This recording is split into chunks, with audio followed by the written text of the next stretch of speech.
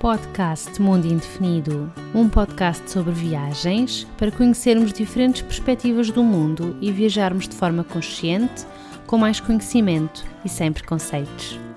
Olá, quero-te dar as boas-vindas a mais um episódio do podcast Mundo Indefinido. Se não me conheces e se é a primeira vez que estás desse lado, o meu nome é Catarina e aqui falamos sobre viagens. Normalmente eu estou aqui acompanhada com alguém, uma pessoa a falar sobre as suas viagens, mas o episódio de hoje é a continuação do episódio passado, o episódio 12, onde eu comecei por falar sobre o início da minha experiência de voluntariado na Rússia. Já lá vão há alguns anos, eu não me tinha apercebido que já eram tantos, eu sempre disse que foi em 2013, mas só agora é que me apercebi que já foi há 7 anos atrás.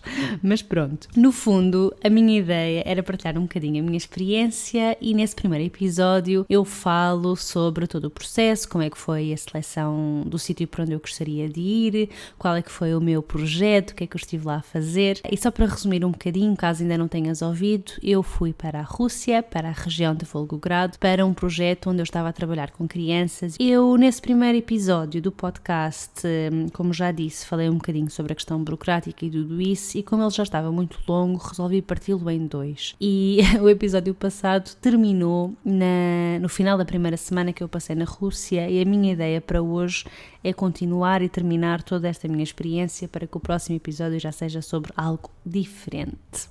Entretanto, se ainda não ouviste, volta atrás, faz uma pausa, vai lá ouvir esse episódio e depois regressa aqui. Se estás pronto para começar, se já ouviste o episódio número 12, vamos então continuar. Tinha-se passado então uma semana e depois de finalmente toda a questão burocrática estar resolvida, pudemos finalmente ir para o campo de férias que era suposto irmos inicialmente. Só que, como fomos mais tarde do que o previsto, por causa de toda aquela situação de estarmos à espera da autorização médica e etc., a viagem para o campo de férias foi feita de comboio em vez de termos ido de autocarro com as crianças. O objetivo inicial era nós encontrarmos todos em Volgogrado. O campo de férias onde as crianças estavam era na cidade de Frolovo, que também é na região de Volgogrado, mas fica um bocadinho distante, e era suposto as crianças irem de autocarro até lá, ao campo, e nós irmos com elas, ou seja, não seria necessário pagar transporte, porque já estaria incluído. Mas como tivemos de ficar para trás, o autocarro foi embora sem nós, sem os voluntários, e basicamente nós fomos depois de comboio, um comboio antiquíssimo. Aquilo era assim uma coisa absolutamente surreal, de antiga que era, lento.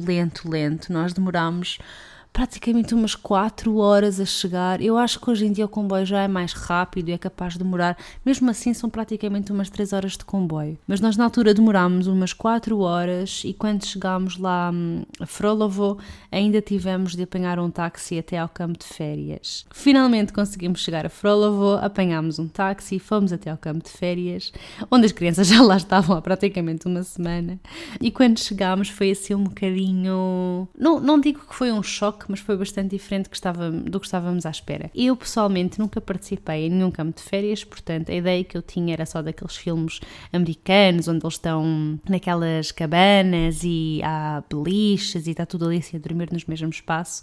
E em relação à situação das crianças, não era exatamente assim, portanto, as casas eram umas casas com tijolo, eram mesmo umas casinhas, mas tinham toda a parte comum, não é? Portanto, as crianças estavam todas a dormir em camas no mesmo espaço, e depois havia umas casas de banho exteriores, que eu já vou falar sobre elas. Em relação ao espaço onde os voluntários iam estar a dormir, era uma espécie de barracões com umas camas muito velhas, daquelas de molas, onde basicamente, quando eu sentei-me lá para experimentar a cama, e basicamente a cama foi toda abaixo, desceu assim bastante com o meu peso, e quando deitei-me para ver como é que era o facto de estar deitada lá, e em vez de ficar direita, ficava assim numa espécie de uma curva, era muito estranho, na verdade. Portanto, a zona da cabeça e dos pés ficava mais elevada do que o resto do corpo.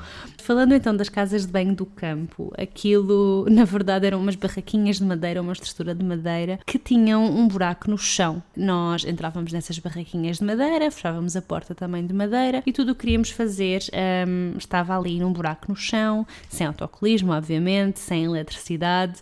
Ainda bem que durante durante a noite eu tinha o telemóvel, que podia ligar a luz do telemóvel, porque senão ia ser uma grande, grande aventura. Eu na altura achei aquelas casas de banho muito curiosas, consegui fazer tudo à vontade, sem entrar em grandes pormenores, mas é curioso porque depois dessa experiência, dessa casa de banho, eu voltei a ter exatamente a mesma experiência uns anos depois, quando fiz o Transsiberiano na Mongólia. No interior da Mongólia, quando fomos fazer assim uma visita para conhecer a natureza e as tendas nómadas e estar com as famílias nómadas, e as casas de banho lá também eram exatamente iguais às que eu tinha tido neste campo de férias na Rússia, o que para mim, quando as vi por uma segunda vez, já foi normal. Portanto, era, ok, umas casas de banho como estas, tudo bem, vamos lá novamente para este esquema. Enfim, lá no campo de férias, as refeições tinham um horário marcado, nós comíamos todos no mesmo horário, com as crianças, havia uma espécie de uma cantina, a comida era igual para toda a gente, nós tomávamos o pequeno almoço às 9, o almoço à 1, havia um lanche às 4, só que esse lanche era apenas para as crianças, todos os adultos que estavam lá, quer seja voluntários, monitores, enfim, toda a gente que estava lá com eles não tinha direito a este lanche. Depois jantávamos às 7 e mais uma vez havia uma ceia às 10, mas também era só para as crianças. Tanto o lanche como a ceia era só para as crianças, nós tínhamos direito ao pequeno almoço, ao almoço e ao jantar. O campo tinha, eu acho que eram mais ou menos umas 200 crianças, divididas em 7 grupos. Todos os grupos tinham assim umas aulas de canto, dança, fotografia, e assim várias atividades. Mas o nosso grupo era como se fosse um grupo à parte. O grupo onde os voluntários internacionais tinham sido inseridos era um grupo que estava mais afastado dos outros. A própria estrutura das casas estava mais afastada. As outras estavam assim numa zona muito comum, esta estava numa zona diferente do campo. Tinham aulas diferentes. Havia 7 grupos. 6 tinham aquelas aulas que eu estava a referir há bocado, tinham aulas de canto, dança, fotografia, etc. Enquanto que os miúdos com quem nós estávamos tinham aulas de inglês, de educação física, tinham aulas com cavalos e tinham supostamente umas aulas de introdução à informática, aos computadores, que era essa a minha missão. Como eu referi no episódio passado, eu tinha ido para lá com mais voluntários. Tinha ido com uma rapariga da Sérvia, um rapaz da Polónia e um rapaz da Turquia. Eu não os conhecia, nós conhecemos lá em Volgogrado, nós tínhamos nos candidatado para o mesmo projeto e cada um de nós tinha, digamos, uma missão em que, na verdade, eles quando se candidataram, tinham-se candidatado para darem aulas de inglês básico, que era um bocadinho diferente da minha missão. Eu supostamente ia lá para dar-lhes então estas lições de noções básicas de informática, criar pastas, editar ficheiros, processamento de texto, enfim, este tipo de coisas. Só que quando eu cheguei lá, havia de facto computadores e eu cheguei a dar algumas aulas lá nesses computadores, mas eram computadores. Houve ali várias coisas que falharam. Os computadores eram super antigos, muito, muito lentos, demoravam imenso tempo a arrancar e a fazer o que quer que seja. E depois havia uma questão fundamental, era que as crianças não falavam inglês e eu não falava russo. Toda a parte da comunicação era do género mostrar o rato, mostrar onde é que eles tinham de carregar e etc. E não era uma comunicação propriamente fácil. Tanto que, a dada altura, o projeto acabou por ser terminado, digamos assim, e o que eu acabei por ficar a fazer lá foi a mesma coisa que os meus colegas voluntários, tentar ajudar as crianças com as aulas de inglês. Havia uma professora de inglês, que era a ela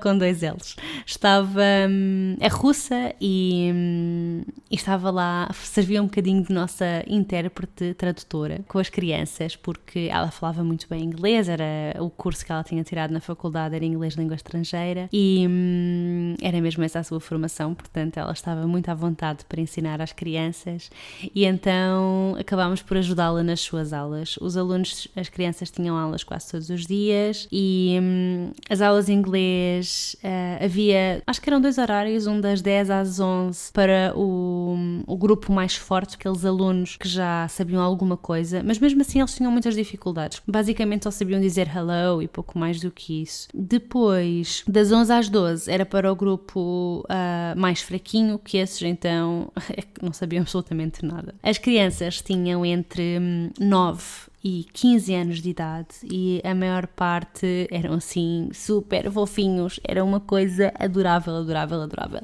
E foi muito engraçado porque para mim, tentar comunicar com eles não percebiam nada do que eu dizia, eles não percebiam nada do que eu dizia, eu não percebi nada do que eles diziam. Acabou por ser assim uma comunicação bem interessante porque acabávamos por nos conseguir compreender sem falarmos uma palavra comum e depois o que acabava por acontecer era eu apontava para algumas coisas, eles diziam uma palavra em russo, eu dizia-lhes em português e dizia-lhes em inglês, portanto eles também aprenderam um bocadinho de português, fiz questão disso e criou-se assim uma dinâmica muito interessante. Obviamente que para conversas mais complexas ou para tentarmos perceber alguma coisa, tínhamos a ela lá que podia fazer a tradução. Em relação à minha missão, aquilo que eu fui lá fazer, acabei por não a fazer exatamente, ou seja, eu ia lá dar aulas de introdução aos computadores, que acabou não por acontecer não exatamente dessa forma, acabei por ficar a dar explicações básicas de inglês, o que foi muito interessante porque conseguimos ver a evolução deles ao longo daquele tempo que estivemos no campo de férias. Eles começaram por não saber absolutamente nada, até conseguirem dizer o seu nome, quantos irmãos tinham, o nome da mãe, o nome do pai, se tinham animais de estimação, as suas cores preferidas, algumas frutas, enfim, essas coisas assim básicas, mas foi muito engraçado conseguir que eles tivessem essa comunicação. E na altura foi com ela também que eu percebi, eu questionei-a muito sobre esta temática de, na Rússia e em particular naquela região, muito pouca gente falar inglês. Eu tinha tido alguma dificuldade, porque de facto praticamente ninguém falava, mesmo lá dentro do campo de férias, quase só ela é que falava inglês, mesmo as cozinheiras, o resto do pessoal do campo, os responsáveis, ninguém falava uma palavra do idioma. E tivemos muitas conversas sobre isso e a ela uma das justificações que ela me deu foi que eles não precisavam de saber inglês, porque se por acaso não encontrassem trabalho na sua terra natal, no local onde viviam, a Rússia era muito grande e podiam ir para outro sítio qualquer. Obviamente que eu não acredito que esta seja uma visão partilhada por todos os russos. Já conheci alguns que falavam inglês e que sentiam a necessidade, não apenas por uma questão de irem para o exterior, mas também de receberem estrangeiros e de compreenderem muitas coisas do mundo, não é? Na verdade, e conhecer idiomas é assim uma coisa maravilhosa, permite-nos compreender os outros e as outras culturas, mas de facto essa foi a justificação que ela me deu na altura. Ela, no entanto, ela achava que o inglês era uma língua muito interessante e que lhe podia abrir outras possibilidades no futuro. Por isso é que ela tinha acabado por decidir estudar. Enfim, em relação à logística do campo, era mais ou menos isto. Nós tínhamos estes horários das refeições, tínhamos os horários das aulas em que lhes ensinávamos o que pudéssemos e não havia propriamente uma sala, portanto a aprendizagem era feita à volta de uma árvore, havia assim uma árvore que tinha vários bancos à volta, nós sentávamos-nos lá e ensinávamos às crianças que tinham uns cadernos, iam escrevendo assim em cima do joelho, mas funcionava muito bem. A parte para mim mais curiosa era que de facto, como aquilo era um campo de férias relacionado com cavalos, aquilo na verdade até se chamava Coneyland, que era a terra dos cavalos, e eles tinham aulas e conseguiam fazer acrobacias impressionantes. No final, na última semana que estivemos lá, houve assim uma noite onde as crianças apresentaram algumas coisas que tinham estado a preparar ao longo do tempo que estiveram lá. O campo de férias, a duração do campo de férias era 4 semanas. Sim, exatamente, a duração do campo de férias era 4 semanas. Naquelas 4 semanas eles aprenderam muita coisa e cada um deles depois, tendo em conta as atividades que tiveram, naquela noite final, que foi tipo assim um sarau da apresentação, foram apresentar tudo aquilo que tinham estado a trabalhar nas últimas 4 semanas.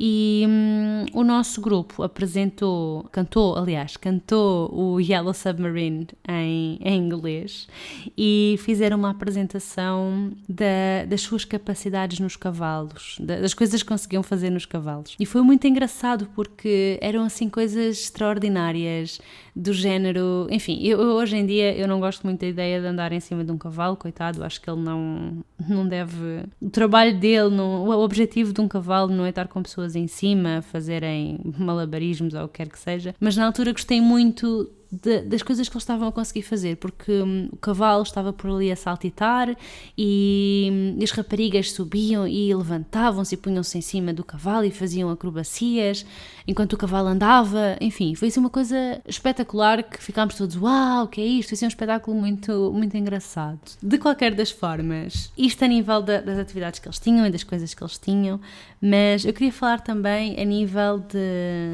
da comida que nós tínhamos lá. A refeição era sempre composta por... a bebida era sempre um chá, que não estava assim muito quente, era assim um chá mais frio, e pão, portanto havia sempre muito pão, e depois tínhamos direito a ter a sopa e um prato. A sopa à noite às vezes não existia. A sopa, na verdade, para mim aquilo era praticamente só água, era água com batatas ou água com bocados de carne, enfim, não era propriamente uma sopa extraordinária, mas pronto. Portanto, tínhamos a sopa e depois o almoço era sempre carne e o jantar era sempre peixe, e todas as refeições eram acompanhadas por chá e pão. Ao pequeno almoço tínhamos diferentes tipos de papas, havia papas de trigo, sarraceno, pão com manteiga, ovos cozidos, leite com chocolate, ou então papas de milho, leite com café, omeletes. As papas eram sempre presentes e depois dependia dos dias, podiam ser ovos, podiam ser ovos cozidos, podiam ser omeletes, podiam ser... acho que nunca houve assim propriamente ovos mexidos. Não, acho que não. E pão com manteiga. Portanto, o pequeno almoço era muito forte, o que apesar de ser às 9, para almoçar à 1, ficar sem comer das 9 à 1, o que para mim é impensável porque fico cheia de fome, mas como o pequeno almoço era bastante composto, eu acabava por conseguir aguentar.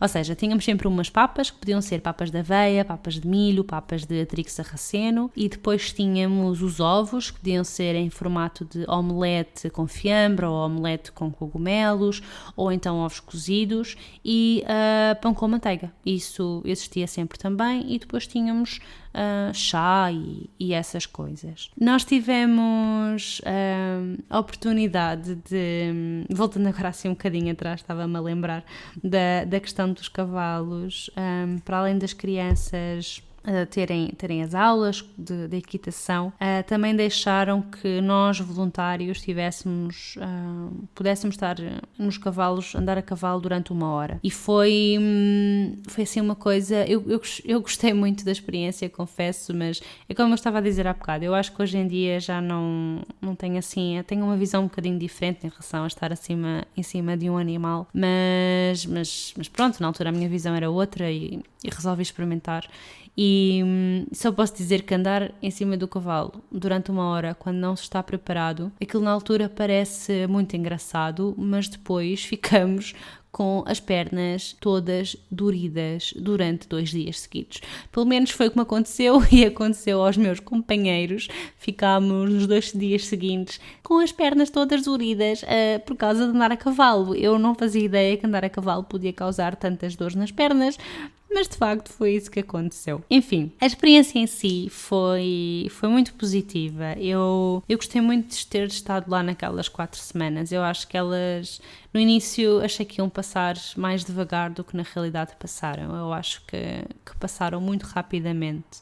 As crianças eram espetaculares e toda aquela partilha, mesmo quando não compreendiam o que dizíamos, ou que era mais complicada a comunicação, tentávamos sempre comunicar de alguma forma e transmitir a nossa mensagem. Fizeram-me, todos eles praticamente no final, fizeram-me desenhos e deram-me desenhos para eu levar para casa. Houve lá uma rapariga, na verdade eram 2, que eram muito queridas, muito, muito fofinhas e gostaram muito, eu gostei muito delas, elas também gostaram muito de mim e estávamos muito tempo juntas. Elas falavam em russo, eu falava em português e em inglês, enfim, era assim uma misturada. E uma delas fez-me uma bonequinha com papel higiênico. Aquilo parece assim uma coisa um bocado estranha. Eu ainda tenho essa boneca, mas parece assim uma coisa meio estranha, mas fez assim juntou assim vários bocados de papel higiênico e fez uma boneca, portanto tinha a parte da cabeça, dos bracinhos e do corpo, e pintou o papel para ficar assim com um vestido colorido.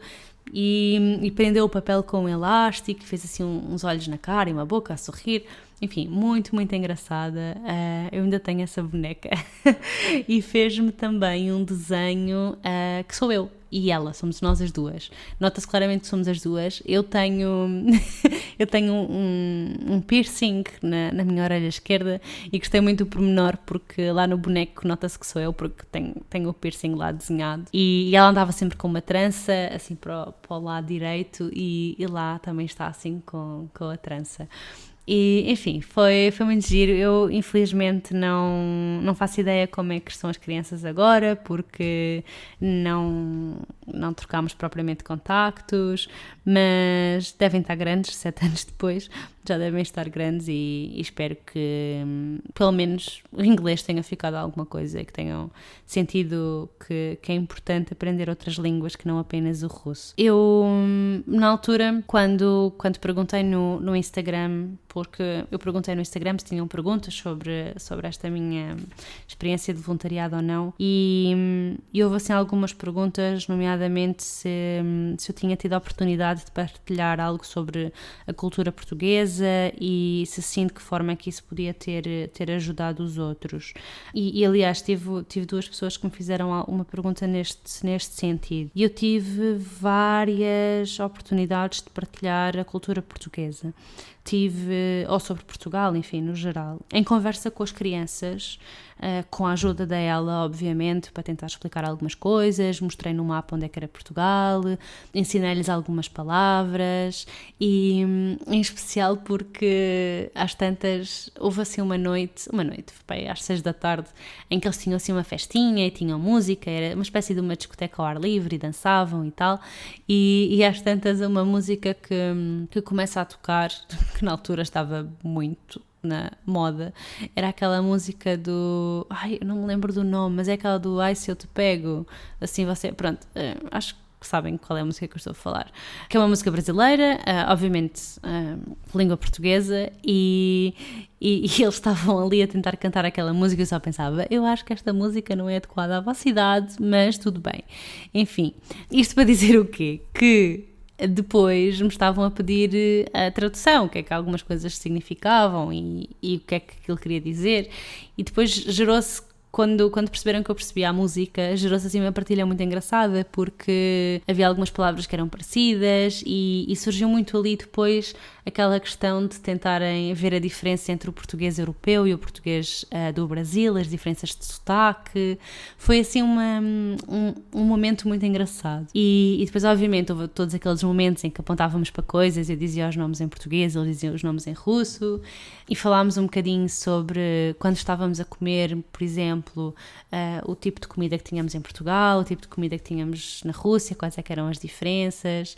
Então, houve assim várias oportunidades de partilhar um bocadinho sobre Portugal e sobre a nossa cultura. Entretanto, também houve outra coisa muito engraçada, que foi, fora já do campo de férias e fora já do meu projeto de voluntariado lá, as pessoas da AESEC, que foi a associação com quem eu fui, caso não tenham só feito o episódio anterior como eu sugeri, que tinham lá na cidade de Volgogrado uma espécie de um café, sim, aquilo era uma espécie de um café, que se chamava Clube dos Viajantes, e tinha um conceito muito curioso onde as pessoas podiam ir lá e partilhavam as suas histórias de viagem, que podiam ser tanto em Portugal, tanto na Rússia como no estrangeiro, e tive a oportunidade de falar lá algumas vezes sobre Portugal, fiz uma apresentação sobre o país, mostrei fotografias, o mapa, Portugal continental, as ilhas, os Açores e a Madeira, bandeira, sobre a história da nossa bandeira, enfim, portanto houve assim várias oportunidades de partilhar um bocadinho sobre Portugal e obviamente que houve ainda mais oportunidades de partilhar sobre a Rússia. Num desses clubes do viajante aconteceu uma coisa super curiosa. Eu conheci um rapaz chamado Denis, que ele é russo, não é? Mas às tantas ele começou a falar comigo em português, com sotaque do Brasil, mas português, não interessa. Estava a falar comigo em português e eu, como assim? Pois espera, não estou a perceber. Então o que é que tinha acontecido? Ele tinha visto na internet uma fotografia de Portugal. Eu já nem me lembro qual é que era a região que estava na fotografia, mas ele tinha visto uma fotografia e tinha adorado e tinha achado que aquilo era uma zona lindíssima, um país lindíssimo. E a partir daquela fotografia começou a tentar encontrar tudo o que podia sobre Portugal e sobre a língua e sobre o idioma e queria aprender. E aprendeu o português de forma autodidata. Ele ia à internet, procurava, obviamente que a maioria da informação cai na internet, porque eles são muitos, a informação que existe é de português do Brasil, mas não interessa, era como eu estava a dizer, é português na mesma e nós conseguíamos conversar e compreender-nos. Eu tinha de falar um bocadinho mais devagar, tentar não usar assim palavras tão elaboradas, tentar pensar assim em palavras mais simples, mas conseguíamos comunicar e passado um tempo, acho que foi mais ou menos 1 ano ou 2, ele veio a Portugal e encontrei-me com ele e ele adorou estar em Lisboa e foi assim uma grande festa para ele, foi assim um sonho tornado realidade.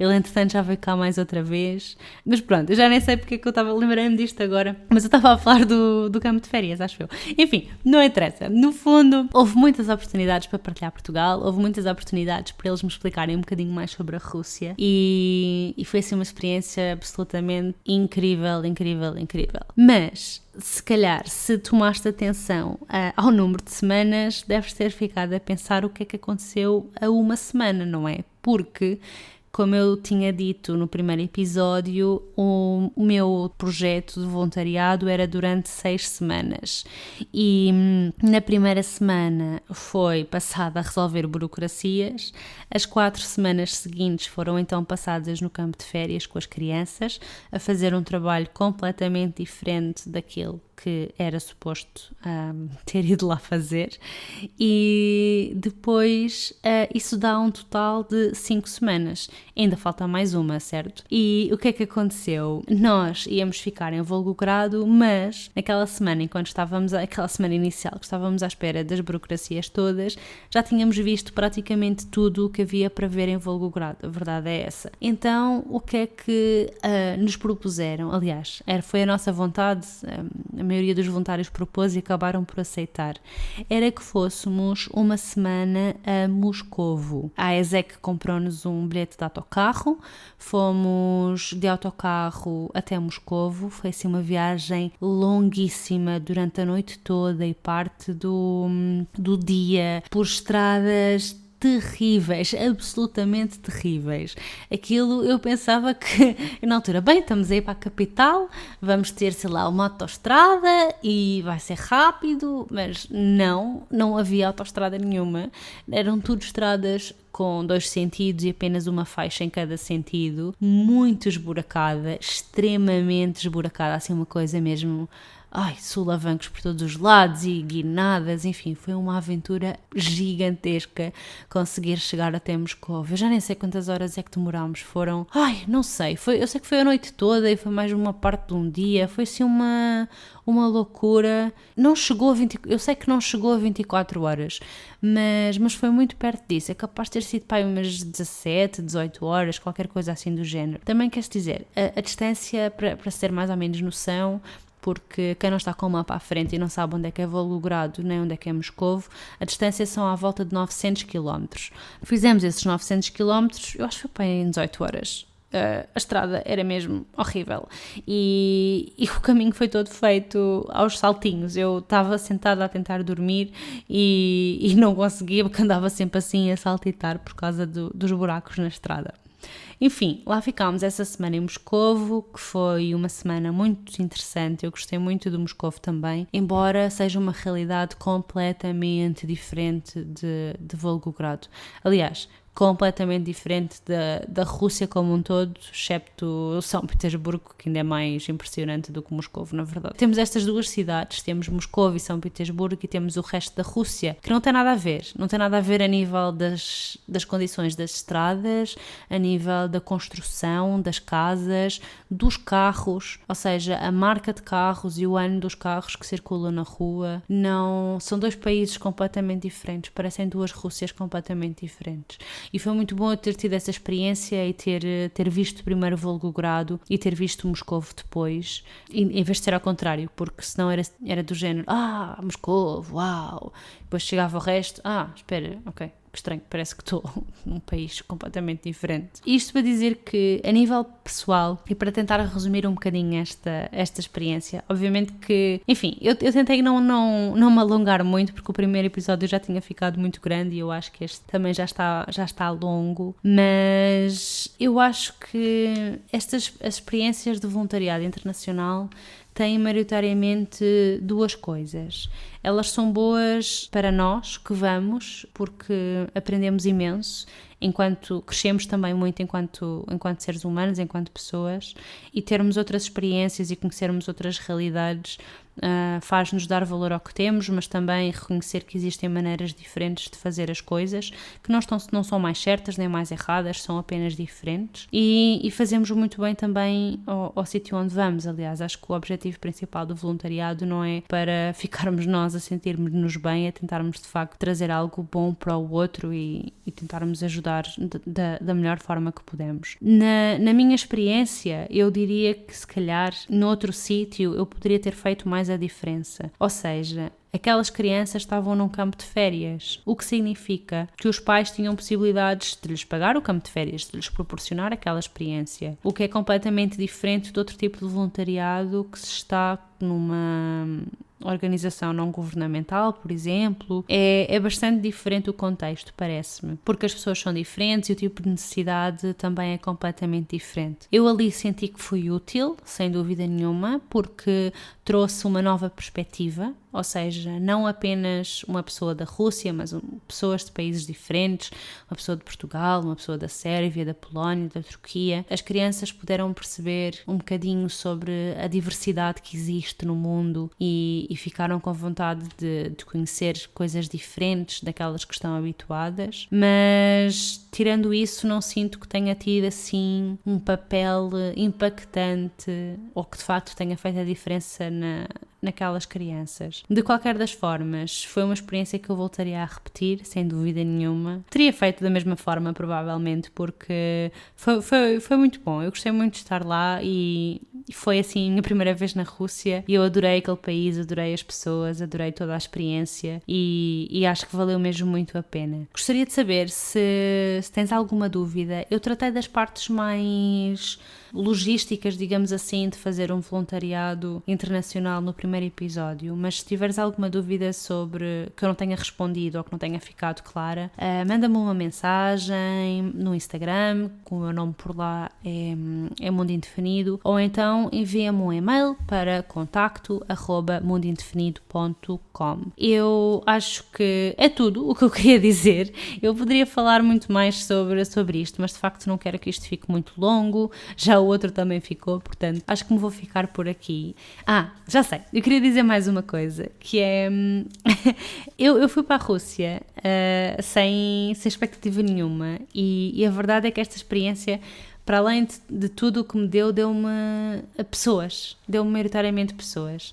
Eu, quando voltei à Rússia, 3 anos depois, em 2016, quando fiz o Transsiberiano, houve pessoas que eu conhecia em Moscovo que eu contactei-as e, aliás, houve uma rapariga que eu conhecia em Moscovo e que voltei a contactar e que nos vimos novamente depois de tanto tempo sem nos vermos. E eu, em 2015, fiz um Interrail pela Europa e foi não só, mas também por ter estado na Rússia com a Catarina, que era da Sérvia, que fez com que eu sentisse vontade de incluir Belgrado no meu roteiro. Eu digo que a Rússia me deu pessoas e eu costumo brincar a dizer que a Rússia deu uma Sérvia, porque foi muito por causa disso que eu quis ir à Sérvia rever a Catarina também, 2 anos depois de ter estado com ela e dizer-lhe um olá. Estivemos juntas e ela mostrou-me zonas de Belgrado que eu não teria conhecido de outra forma se não estivesse com uma pessoa local. Enfim, mesmo que a missão em si não tenha sido extraordinária e que eu não sinta que tenha feito muita diferença na vida daquelas crianças, eu acho que tudo o resto foi bastante positivo. Pelo menos para mim, a nível pessoal, foi uma experiência muito enriquecedora e eu gostei muito de a ter tido. Se estás a pensar fazer voluntariado internacional, eu aconselho muito mesmo. Uma das perguntas que me fizeram foi como saber se as oportunidades que às vezes aparecem são verdadeiras. Eu acredito que o melhor é tentarmos escolher uma associação que seja conhecida ou que tenha já assim algum nome, porque de facto eu sei que existem alguns programas de voluntariado que são um pouco duvidosos, mas há alguns que não têm como falhar. Sei de algumas organizações, tanto nacionais como internacionais. Eu sei que, por exemplo, a Cruz Vermelha tem voluntariado internacional, a AMI tem voluntariado internacional e há mais algumas outras que são assim associações já bem estabelecidas no mercado e que são confiáveis. A AESEC também é.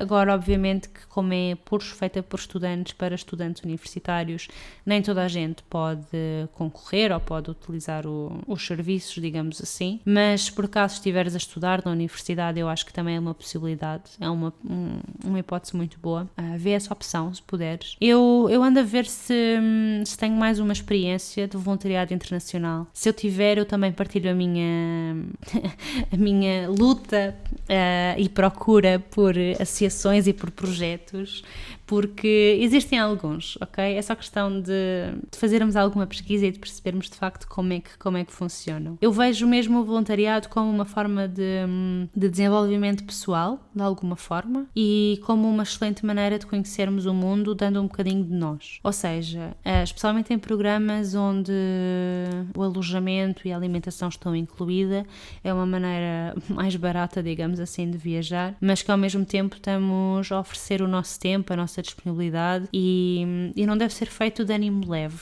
Não acho que deva ser feito vou ali e uma viagem grátis, boa, espetacular. Não, acho que deve ser mesmo encarado como vou tentar fazer algo de bom e pôr uma energia positiva no mundo. No fundo é isso que eu acho que deve acontecer. Enfim, já estou aqui a falar há muito tempo novamente, porque aparentemente eu consigo falar sozinha durante horas, o que não sei se é bom, se é mau, não sei, enfim, é o que é. E vou-me despedir, vou desejar um excelente dia ou noite, não sei quando é que vais estar a ouvir isto. Espero que tenhas gostado de saber um bocadinho mais sobre a minha experiência. Como disse, se tiveres dúvidas, envia-me, que eu vou tentar esclarecer tudo. E no próximo episódio já vai ser normal, ou seja, já vou ter uma nova conversa com pessoas sobre as suas viagens, porque o meu objetivo com este podcast era trazer perspectivas diferentes, porque para a minha perspectiva eu já tenho o blog e já posso escrever sobre a minha perspectiva, e aqui a minha ideia era mesmo trazer pessoas diferentes. Obviamente que não quer dizer que eu não possa voltar sozinho ao microfone, que também pode acontecer. No fundo é isto, um beijinho, um abraço, o que quiseres. Eu ia dizer que te vejo, mas não te vejo. Tu ouves-me no próximo episódio. Até lá e boas aventuras!